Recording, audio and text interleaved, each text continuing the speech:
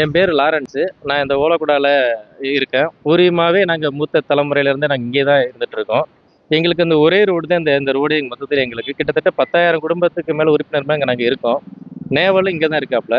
அதுபோக பாதாள சாக்கடையும் இங்க தான் திட்டங்கள் கொண்டு வந்திருக்காப்புல.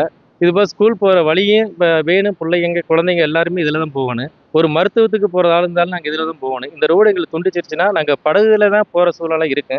இது நாங்க 15 வருஷத்துக்கு முன்னாடி அவர் டாக்டர் மணிகண்ட சாருக்கிலேயே நாங்க மனுக்கு மேல மனு கொடுத்தோம். அவரும் டெய்லி வந்து பார்க்கறது, வந்து பேசுறதுமா போய் கடைசியில அவர் ஆட்சி மாறி, அதுக்கப்புறம் முத்துராமலிங்கம் காதர் பச்சார்னு அவரு வந்து பார்த்தாரு. 2, 3 தடவ அவருமே வந்து பார்த்துட்டு போனாரு. நாளைக்கு போட்டுருவோம், நாளை கழிச்சு போட்டுருவோம்னு சொல்லிட்டு அவராலுமே அத பண்ணவே இல்ல.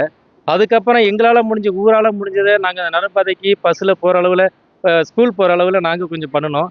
நேவல் எங்களோட சேர்ந்து, கோஸ்ட் கார்டு எங்களோட சேர்ந்து கொஞ்சம் கொஞ்சம் எங்களுக்கு கொஞ்சம் உதவி பண்ணாங்க. அத வச்சு இப்ப நாங்க கொஞ்சம் கொஞ்சம் போயிட்டு இருக்கோம் அந்த இடத்துல. இந்த சீசன் இந்த காத்து மாறுறதுக்குள்ள இந்த ரோட சரி பண்ணலைன்னும்போது, முழுசாவே இந்த ரோடு எங்களுக்கு துண்டிச்சுன்னு, எங்களுக்கு எந்த ஒரு பயன்பாடுமே இல்லாம போய் எங்க மக்கள் அனைத்து பேருமே எந்த ஒரு இதுவுமே ஒரு வேலைக்கு போறதா இருந்தாலும் சரிதான், மருத்துவமனைக்கு போறதா இருந்தாலும், ஸ்கூலுக்கு போறதா எல்லாருமே படகு மூலியமா போற நிலைமை இருக்கு. இத நாங்க கேட்ட கோரிக்கை என்னன்னு கேட்டா, எங்களுக்கு கடல்ல அரிப்பு ரொம்ப நாளுக்கு நாள் ஆயிட்டு இருக்குது. எங்களுக்கு ஒரு தூண்டில் வளையல் மாரி போட்டு தந்தீங்கன்னா, நாங்க அதிலிருந்து ஒரு படகும் உள்ள கட்டிக்கிருவோம். எங்களுக்கு அந்த கடல் அரிப்பும் இருக்காதுங்கிற மாரி தான் நாங்க பலமுறை கேட்டு மனு கொடுத்து எங்க மக்கள வந்து என்னன்னு கூட கேட்கல. நாங்க கொடுத்த மனு பூராமே அப்படியே தான் இருந்துட்டு இருக்குது.